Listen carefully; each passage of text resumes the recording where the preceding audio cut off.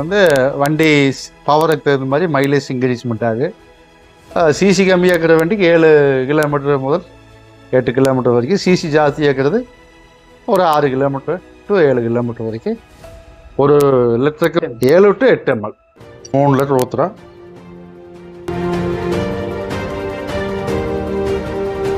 இப்போ 3 லிட்டர் ஊற்றிருக்கான். ஒரு மூடி வந்து 8 ml.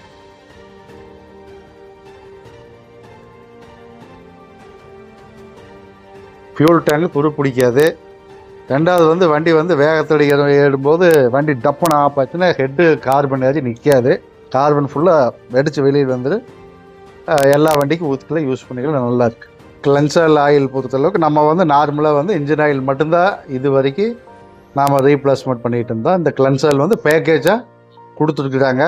இன்ஜின் ஆயில் வந்து ட்ரைன் பண்ணுறதுக்கும் இன்ஜின் கிளீனர் ஆயில் ஊற்றி முதல்ல க்ளீன் பண்ணி